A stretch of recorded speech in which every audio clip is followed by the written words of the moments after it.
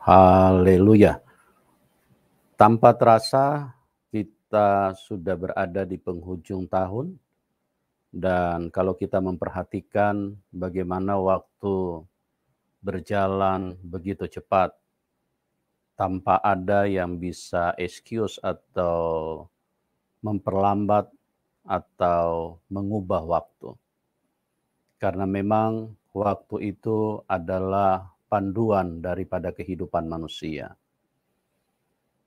Apa yang kita perhatikan dan apa yang kita saksikan adalah sebuah peta daripada perjalanan hidup anak-anak manusia. Dan Tuhan berharap bahwa dengan memperhatikan waktu yang ada, kita bisa mengenal tanda-tanda atau maksud dan tujuan Tuhan di dalam hidup kita. Agar kita menjadi bijak, kita menjadi orang yang hidup menurut ketetapan-ketetapan Tuhan. Bukan hidup hanya sekedar menjadi makhluk hidup. Atau bukan hidup hanya semau gue sesuai dengan apa yang Anda inginkan. Atau juga bukan hidup hanya karena mengejar hal-hal yang ada di dalam dunia ini. Sebab kita memperhatikan bahwa jika kita mengejar hal-hal yang ada di dunia ini, maka kita harus sadar hidup manusia sangat singkat. Untuk apa kita mengejar, bahkan menghimpun terlalu banyak hal-hal yang dari dunia ini? Kita menghimpun harta benda, menghimpun kekayaan dunia ini. Sementara kita sadari bahwa kehidupan ini sangat singkat. Cobalah kita mulai menata hidup lebih baik, karena waktu ini berjalan terus. Tanpa terasa, hari berganti itu adalah menyatakan kepada kita betapa hari yang dimiliki oleh anak-anak manusia semakin singkat. Saldonya semakin berkurang. Sudah seharusnya kita menjadi bijaksana. Kalau kita tahu bahwa saldo kita sudah berkurang dan mungkin hampir habis. Karena tidak ada manusia yang mengetahui berapa banyak hari yang dia miliki di dalam dunia ini. Karena itu merupakan rahasia daripada Tuhan. Karena kalau Tuhan memberitahu berapa hari yang dimiliki oleh setiap manusia, maka itulah membuat manusia tambah hidup sembrono, tambah hidup sesuka-sukanya. Karena dia pikir masih banyak hari dan dia akan mempergunakan hidup dengan berfoya-foya di hari-hari yang terakhir baru dia bertobat. Tentu Tuhan tidak seperti itu cara kerjanya. Makanya di dalam hidup ini manusia tidak bisa mengetahui berapa banyak hari yang dia miliki. Oleh sebab itu, gunakanlah hari yang masih Anda jalani dengan mengetahui bahwa hari itu semakin berkurang, saldonya semakin berkurang. Ya, dan saldo hari tidak bisa ditambah. Anda tidak bisa mencetaknya di pabrik, terus kemudian menyatakan bahwa saldo hari saya, atau waktu yang saya miliki sudah bertambah kembali. Tidak bisa. Kalau uang yang ada di bank, mungkin kalau saldonya sudah berkurang, bisa ditambah lagi. Tetapi kalau hari, tidak bisa. Semakin hari semakin berkurang. Jadi apa yang Anda harus lakukan? Apa yang manusia harus lakukan? Ya, mengisinya dan mempergunakannya dengan sebaik-baiknya. Jadi jangan hidupmu menjadi sia-sia karena engkau mempergunakannya tidak sesuai dengan yang punya waktu. Yang punya waktu memberikan hari, memberikan waktu kepadamu untuk apa? Untuk dikelola. Ada misi, ada tugas yang Anda harus kerjakan. Ada bagian-bagian yang harus Anda selesaikan. Karena hidup manusia di dalam dunia janganlah menjadi hidup yang percuma. Oleh sebab itu kita perhatikan bagaimana kita menjalaninya. Karena manusia hidup bukan hanya sekedar mengumpulkan harta benda. Ya, kita akan meninggalkan dengan segera. Dan untuk apa harta benda yang kita miliki itu? Untuk siapa? Oh, untuk anak saya, Pak. Iya, berarti untuk anak cucu, untuk keluarga. Ingat baik-baik. Bekerjalah dalam tahap yang normal. Jangan Anda lupa bahwa hidupmu akan mempertanggungjawabkan waktu yang engkau miliki. Akan mempertanggungjawabkan kepada Dia Sang yang mempunyai waktu. Jangan dipergunakan dengan sia-sia karena semuanya ada pertanggungjawaban. Hidup bukan hanya untuk menyenangkan keluarga. Tapi hidup yang utama adalah menyenangkan Sang Tuhan, Sang Tuan yang memberi kepercayaan kepadamu. Karena kita diciptakan dengan tujuan yang mulia. Kita diciptakan dengan rancangan yang mulia. Dan bagian-bagian itu kita harus selesaikan. Ya, sekali lagi, jadilah bijak di dalam hidup ini. Karena kalau engkau tidak bijak, berarti engkau hidup dengan sia-sia, kata pengkhotbah. Segala sesuatu di bawah kolong langit ini adalah kesia-siaan. Jangan masuk di dalam kelompok ini. Karena kalau engkau masuk di dalam kelompok ini, berarti hidupmu akan binasa. Karena engkau tidak menjadi berguna, engkau sia-sia. Hidup di dalam kesia-siaan. Pergunakanlah dengan waktu yang berjalan begitu cepat ini, dengan waktu yang kita miliki yang sangat singkat ini, gunakanlah dengan baik. Senangkanlah Dia yang mempunyai harta. Dia adalah Tuhan. Semua kita terima dari Tuhan. Semua adalah titipan Tuhan. Kita sebagai seorang manajer, mengelola. Kita sebagai seorang bendahara yang mengelola harta Tuhan kita. Ya, itulah yang Tuhan inginkan untuk menjadi bijaksana di dalam menjalani hidup ini. Dan di akhir, di penghujung tahun adalah merupakan masa yang membuat kita memperhatikan dan merayakan hari kelahiran daripada Tuhan Yesus Kristus. Dan kita bisa melihatnya di dalam firman Tuhan di dalam Lukas pasal 2 ayat yang ke-8 sampai dengan 20. Di daerah itu ada gembala-gembala yang tinggal di padang menjaga kawanan ternak mereka pada waktu malam. Tiba-tiba berdirilah seorang malaikat Tuhan di dekat mereka, dan kemuliaan Tuhan bersinar meliputi mereka, dan mereka sangat ketakutan. Lalu kata malaikat itu kepada mereka, "Jangan takut, sebab sesungguhnya aku memberitakan kepadamu kesukaan besar untuk seluruh bangsa. Ya, jangan takut. Sebab sesungguhnya aku memberitakan kepadamu kesukaan besar untuk seluruh bangsa. Terus, Hari ini telah lahir bagimu juru selamat, yaitu Kristus, Tuhan di kota Daud. Dan inilah tandanya bagimu.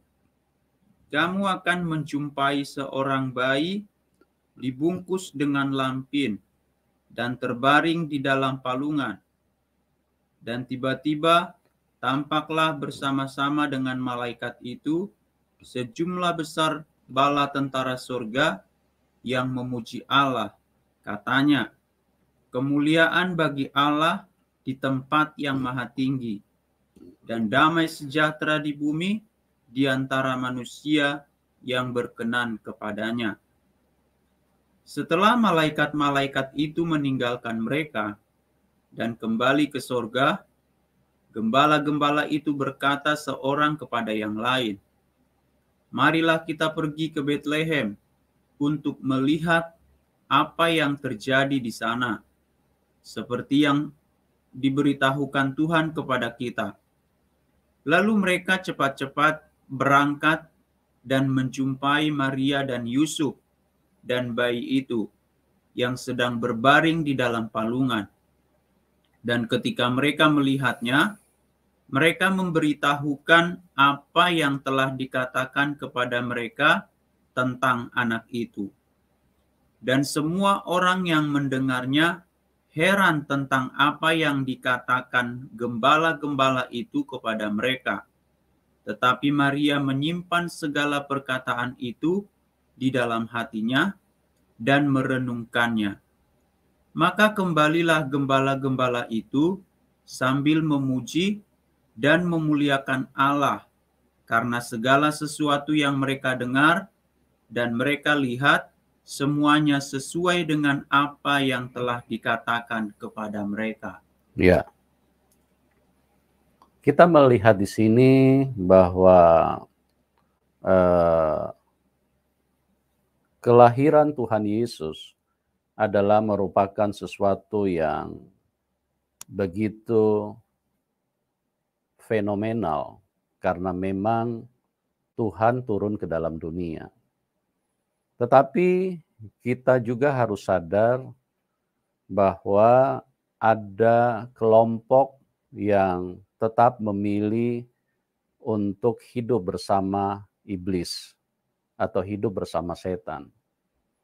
Dan tentunya dengan ada yang memilih hidup bersama setan, maka hal ini bukanlah menjadi kesukaan bagi mereka. Karena justru orang atau iblis sangat marah dan sangat merasa bahwa ini adalah suatu malapetaka buat mereka. Kenapa? Karena Tuhan turun ke dalam dunia. Tuhan datang kepada manusia-manusia yang Dia kasihi. Selama ini sebelum Tuhan Yesus turun ke dalam dunia, maka manusia itu adalah milik iblis. Itu sejak dari Taman Eden, karena manusia menyerahkan kekuasaan itu kepada iblis. Dan manusia tertipu, manusia disesatkan oleh setan. Manusia mengikuti kebohongan-kebohongan yang keluar dari mulut setan. Ya, bagaimana tidak? Seperti yang saya katakan berulang-ulang, firman Tuhan mengatakan jangan makan buah itu. Firman adalah kebenaran. Firman adalah kehidupan. Firman adalah terang. Firman adalah dasar daripada pijakan manusia. Tetapi yang disayangkan, Adam dan Hawa pada waktu itu tidak hidup menurut firman. Mereka hidup menurut penyesatan yang diberikan oleh iblis. Iblis berkata kepada Adam dan Hawa, makan saja buah itu. Jangan dengarkan Tuhan. Jangan dengarkan firman Tuhan. Ini yang terjadi. Makanya di dalam hidup ini sangat simpel, sangat sederhana. Hanya ada dua hal yang kita bisa temukan. Kalau kita tidak sedang melihat kebenaran, kita sedang berjumpa dengan setan. Cuma manusia tidak sadar. Berita-berita yang tidak benar itu dihadirkan setan di dalam hidup manusia. Dan apa yang terjadi? Adam dan Hawa adalah orang yang pertama yang memilih perkataan setan. Jadi saya tidak heran kalau ada begitu banyak orang yang tersesat saat ini. Mereka mempercayai apa yang dikatakan setan. Setan itu menyangkal kebenaran. Setan itu menyangkal Tuhan. Setan itu dari awal menolak Tuhan. Makanya saya tidak heran kalau begitu banyak orang yang menolak Tuhan Yesus. Begitu banyak orang yang membenci Tuhan Yesus. Begitu banyak orang yang menghina Tuhan Yesus. Dan itulah kenyataan yang kita jumpai di dunia ini. Mereka menghina. Bahkan mereka bukan hanya menghina, tetapi mereka juga mengancam orang yang percaya kepada Tuhan Yesus. Mereka malah hadir untuk membunuh orang yang percaya kepada Tuhan Yesus. Inilah yang saya katakan tadi, bahwa di kelompok ini mereka tidak bersuka dengan kedatangan Tuhan.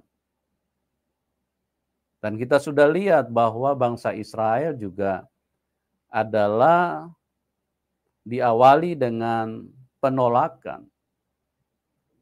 Ya, mereka semua menolak Tuhan. Seharusnya dunia bersuka dengan kedatangan Tuhan. Seharusnya kesukaan besar bagi manusia. Tapi ternyata tidak. Justru dari awal kita melihat bagaimana manusia menolak Tuhan. Coba kita renungkan, kenapa Tuhan lahir di kandang domba? Apakah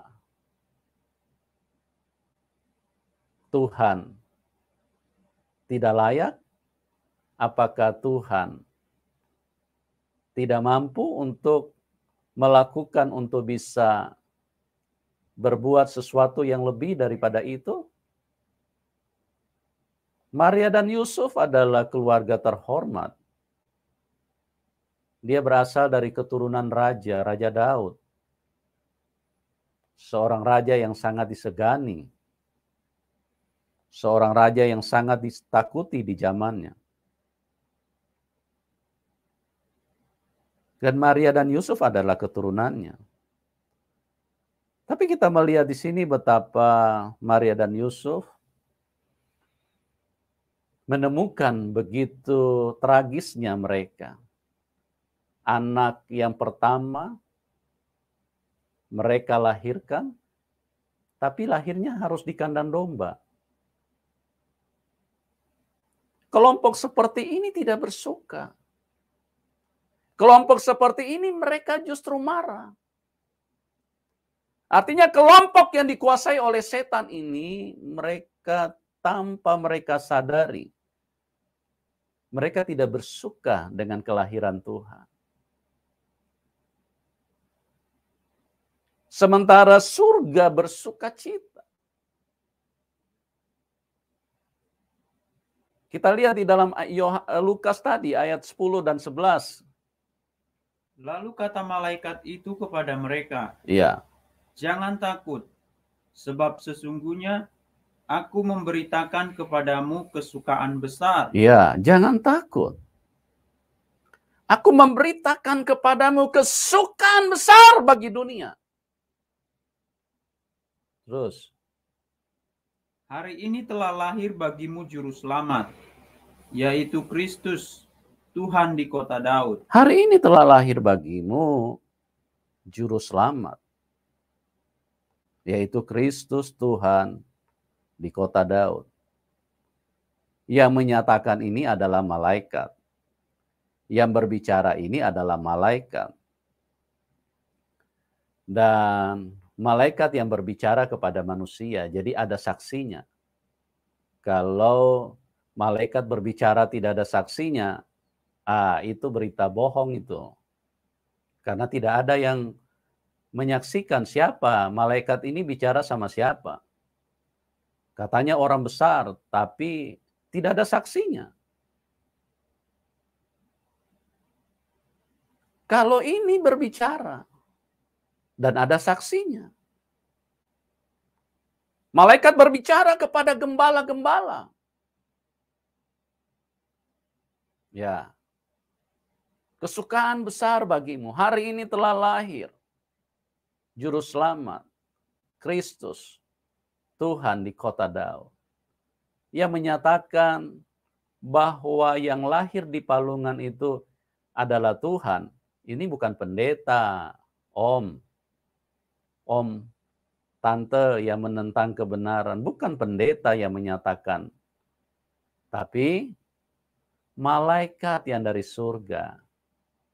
Itu yang menyatakan kepada gembala-gembala pada waktu itu. Kita lihat ayat ini kembali.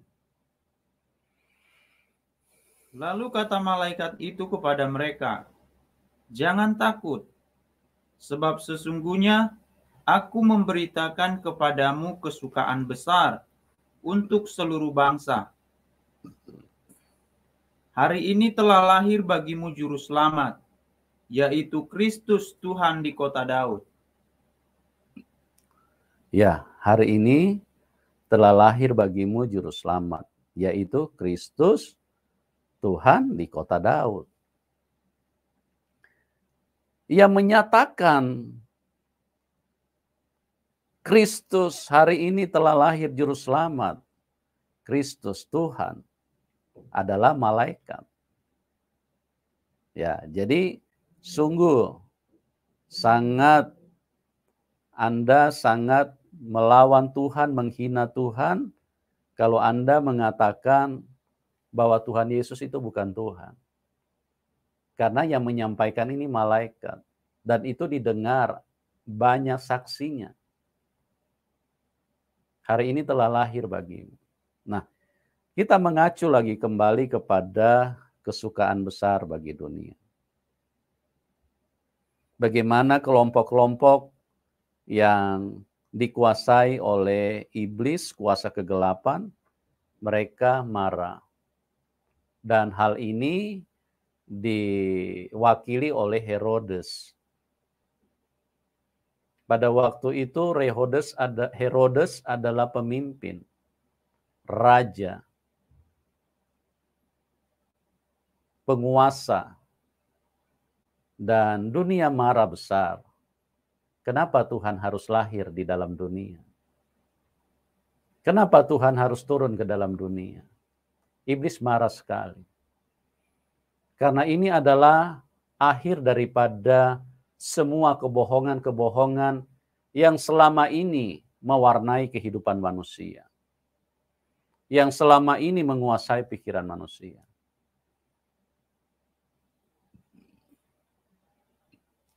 Yang selama ini begitu kuat merasuk di dalam hidup manusia. Makanya Herodes kita lihat di dalam tindakannya, dia membunuh anak-anak di bawah umur pada waktu itu. Karena dia tidak menginginkan, dia tidak bersuka atas kelahiran Tuhan Yesus. Dia tidak bersuka. Nah, kita perhatikan di sini, ini adalah kelompok yang tidak bersuka cita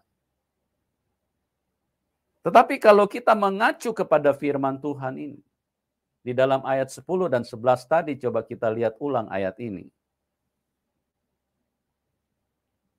Lalu kata malaikat itu kepada mereka, "Jangan takut, sebab sesungguhnya aku memberitakan kepadamu kesukaan besar." Jangan takut, aku memberitakan kepadamu kesukaan besar untuk seluruh bangsa.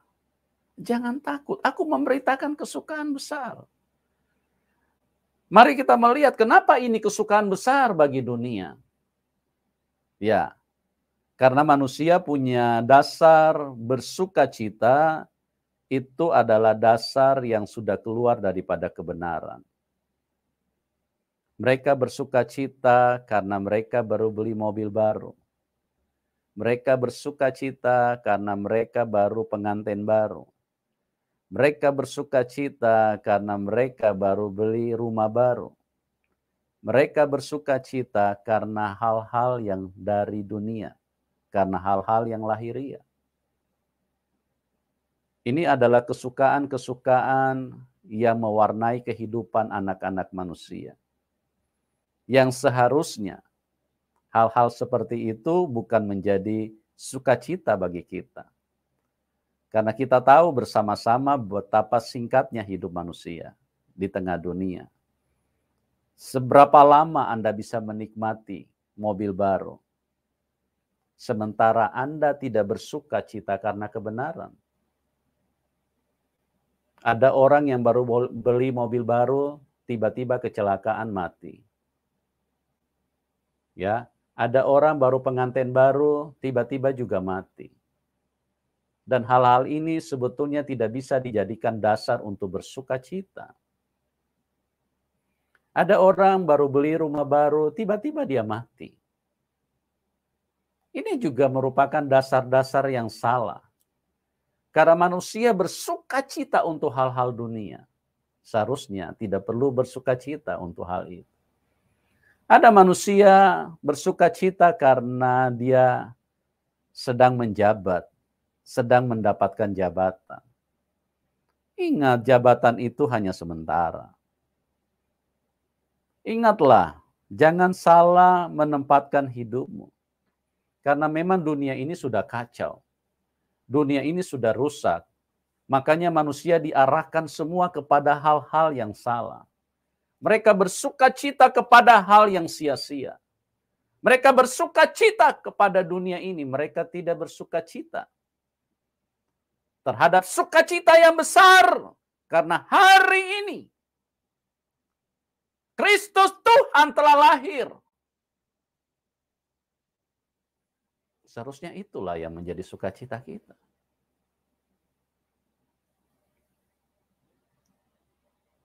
Itulah yang menjadi sukacita kita yang sesungguhnya.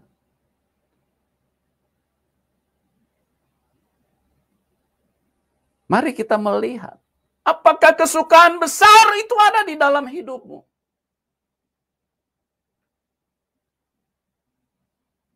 Atau mungkin engkau sudah percaya Tuhan Yesus, tapi kesukaan besar tidak ada di dalam hidupmu. Saya mau beritahu, kalau Anda tidak mempunyai sukacita yang besar, artinya hidupmu sedang bersama dunia.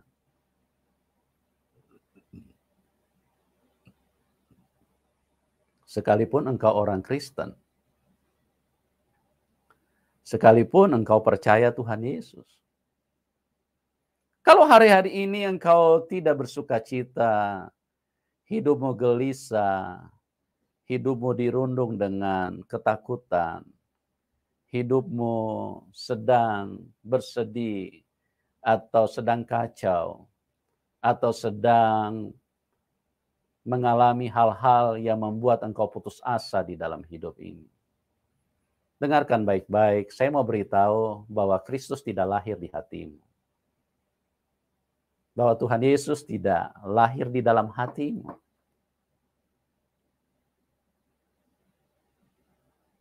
Dia harus lahir di dalam hatimu. Dia harus masuk di dalam hatimu. maka itu menjadi kesukaan besar. Karena kebenaran yang berbicara ini. Kebenaran yang menyatakan ini bukan pendeta. Ini bukan teori. Ini bukan doktrin satu sinode. Tapi ini firman Tuhan. Ya, ini firman Tuhan. Sudah seharusnya kalau Kristus lahir di dalam hatimu, Anda seharusnya bersuka cita dong. Itu tidak bisa terbantahkan. Bagaimana tidak? Kalau Anda dapat pasangan baru, pasti Anda bersuka cita. Ya, kayaknya beban hilang. Karena apa? Karena pasangan baru. Atau baru pacaran. Kayaknya sukacita sekali. Ini kesukaan yang sementara. Kesukaan yang tidak bisa dijadikan dasar untuk bersukacita. Seharusnya manusia biasa-biasa saja untuk hal-hal seperti itu. Anda baru beli rumah baru, rumah besar, mungkin dengan kolam renang dan segala macam fasilitasnya. Biasa saja. Tidak perlu hal itu menjadi kesukaan di dalam hidupmu. Karena ingat, Anda mesti bersuka cita karena Tuhan hadir di dalam hidupmu. Jangan duniawi itu menggantikan posisi Tuhan. Jangan hal-hal seperti itu menggantikan posisi Tuhan. Sukacitamu bukan karena rekeningmu gendut. Sukacitamu bukan karena pendidikanmu sudah S3. Tidak. Tapi jadilah orang yang hidup di dalam firman. Jadilah orang yang berjalan di dalam kebenaran. Hari ini telah lahir bagimu Kristus Tuhan. Sebab aku memberitakan kepadamu kesukaan besar bagi seluruh dunia. Ya, itu tidak bisa dibantah. Saya mau beritahu kepada kita. Kalau pejabat datang di dalam hidupmu dan mau bertamu di dalam rumahmu, bukankah itu menjadi sukacitamu? Apalagi kalau orang nomor 1 di negeri ini, yang tiba-tiba mau datang, mau berkunjung ke rumahmu, mau makan bersamamu. Betapa sukacita itu besar. Coba renungkan baik-baik, teman. Om, tante, renungkan baik-baik. Tuhan berkali-kali menawarkan diri, aku mau masuk di rumahmu. Aku mengetuk, Wahyu 3 ayat 20, aku mengetuk di depan pintumu, di depan hatimu. Di depan pintu hatimu. Jikalau engkau membukakan pintu hatimu, aku akan masuk dan makan sehidangan dengan dirimu. Kembali lagi pertanyaannya, apakah sukacita itu ada di dalam hidupmu? Apakah kesukaan besar bagi dunia ini hadir di dalam hidupmu? Kalau engkau saat ini mengatakan, aku tidak ada sukacita, aku sedih saat ini. Aku sudah putus asa saat ini. Hidupku saat ini sedang bertengkar hebat. Saya mau beritahu, Tuhan Yesus tidak lahir di dalam hidupmu. Tuhan Yesus sedang tidak ada di dalam hidupmu. Karena kesukaan besar itu tidak ada. Teringat dengan Zakheus, si pendek yang berjumpa dengan Tuhan Yesus. Bagaimana dia naik pohon karena dia ingin berjumpa dengan Tuhan. Dan apa yang terjadi? Begitu Tuhan berkata, Zakheus turunlah. Hari ini aku akan masuk dan menumpang di rumahmu. Dan apa yang terjadi? Sukacita yang begitu besar ada di dalam Zakheus. Dia berkata, separuh dari milikku aku akan berikan kepada orang miskin. Kenapa dia bisa mau membagikan hal-hal yang menjadi kesukaan bagi orang-orang yang tidak mengenal Tuhan, menjadi kesukaan manusia? Harta yang selama bertahun-tahun dia kumpulkan. Dia mengeluarkan pernyataan, separuh dari hartaku, aku akan berikan kepada orang miskin. Ya, karena dia bersukacita.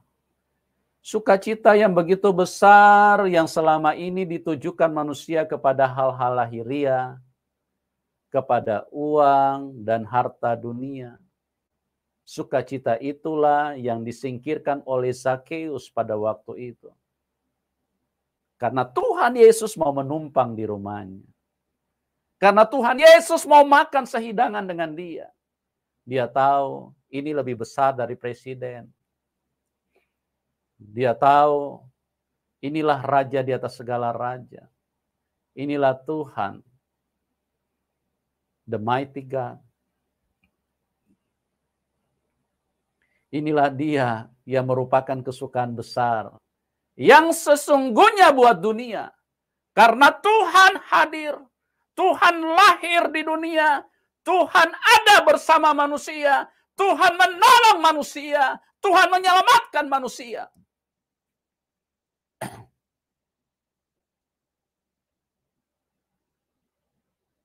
Kesukaan besar bagi dunia. Ya, sudahkah dia masuk di dalam hatimu? Sudahkah Anda memiliki kesukaan itu?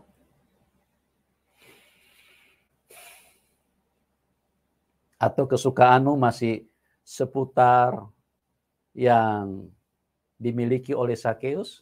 Zakeus melepaskan loh kesukaan yang sia-sia itu.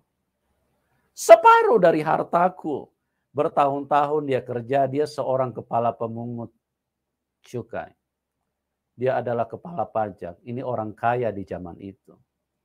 Ini bukan saja orang kaya, dia orang terhormat. Dia orang mempunyai jabatan. Dia orang mempunyai kuasa besar.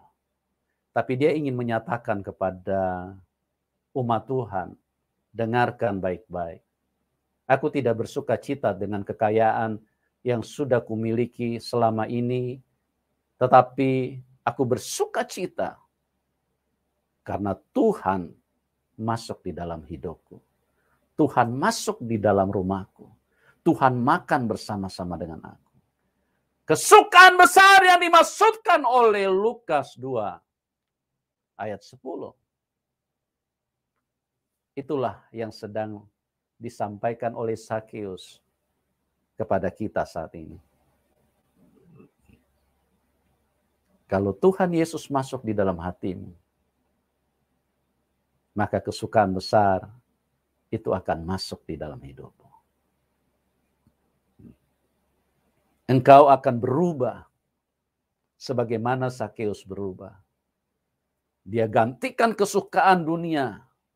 Dia gantikan semua apa yang selama ini menjadi prioritas dan kesukaan dia. Dia nyatakan bahwa ini bukan kesukaanku, tapi dia yang masuk di dalam hatiku. Inilah yang menjadi kesukaan di dalam hidupku. Sudahkah dia masuk di dalam hidupmu? Sudahkah dia lahir, dia hadir, dan dia berkerajaan di dalam hidupmu? Ataukah mungkin Anda memposisikan dia, Anda memposisikan Tuhan seperti bangsa Israel?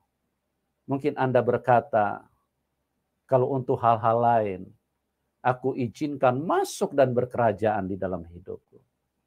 Tapi kalau Tuhan Yesus nanti saja.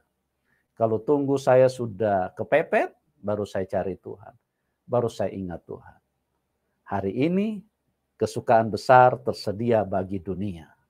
Siapa yang membukakan pintu hatinya, dia akan masuk. Dan engkau akan dipenuhi dengan sukacita terbesar. Karena dia Tuhan hadir di dalam hidupmu. Tuhan Yesus memberkati kita semua. dan salam kemenangan. Amin.